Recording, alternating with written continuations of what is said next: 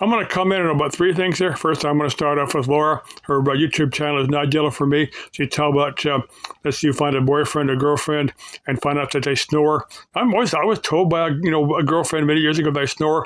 I don't know that for a fact. I was just told that. Like saying it's what people. Somebody that gets up all night. Now, I'm used to working out in the heat in the summertime. I drink a lot of pop and tea and stuff. Now, when it cools down, I don't sweat as much. I end up getting in the middle of the night to pee quite a bit.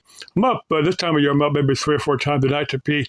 Just, I need to cut back a little bit, but I said when it cools down, that's just to have something that happens when it cools down. You don't sweat as much. Next thing I'm going to comment on those the Gila River boatmen. Now, I searched on YouTube. And there's, other than what I've made, there's nothing else here on YouTube about the Gila River boatmen. But if you do a net search, now I don't use Google. I use Startpage for my search engine.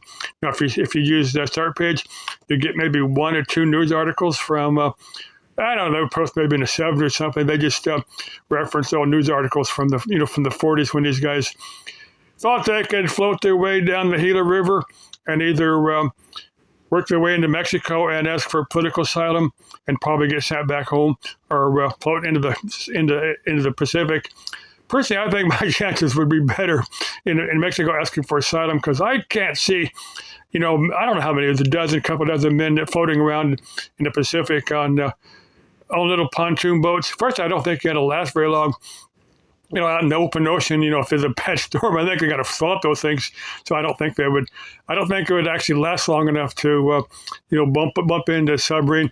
You might bump into an American submarine, and you just end up going back to where American vessel of one type or another, just end up sending back where you had come from. So I don't think that's got to work. But anyway, last thing I'm going to cover now. I've watched a handful of these people that these.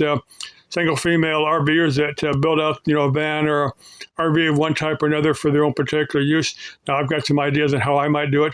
Now, there's one vehicle, I've covered it 2 or 3 times. It was maybe 6 months, couple of years, something like that, down to WASM. Now, I really wish I'd had the money to get it, but I didn't. It was like old mid-second 73 Dodge, like about a 3/4 1-ton van. Actually made as an RV. It was disabled.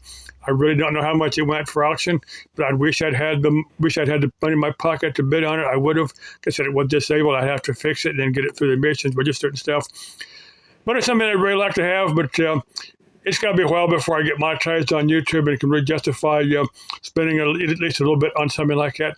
Now, what I'll probably do is take my pickup and probably just sleep in the cab, for a day or two. I'd probably just, first do like overnighters, probably go out to Saddle Mountain out in the Tonopah area, just hike around out there, look for that witch cave. I'm going to cover, the Tonopah witch. I've covered a couple of times, and I'll probably cover her again a few times. Now, do I know who she is? Would I recognize her? I can't tell you that. Is she real? Is she something just totally fictional? Am I a gentleman and are bound by a gentleman's agreement not to identify her for her personal safety and what she may be forced to do? I'm not going to divulge that. The Tonopah witch, I've covered her. Is she real or not? Again, I'm not going to tell you that. Let's see what else I got to cover. I think I covered everything I was going to cover. If somebody wants to meet up with me, go to Tonopah. If you want to go to Picacho Peak, go cover any other, maybe go to Wickenburg, do the Vulture Mine, Yarnell Hill. If anybody's interested, some chick wants to join up with me. If she wants me to join up with her, send me an email and let me know. Okay, love you. Let's keep life exciting. Bye-bye.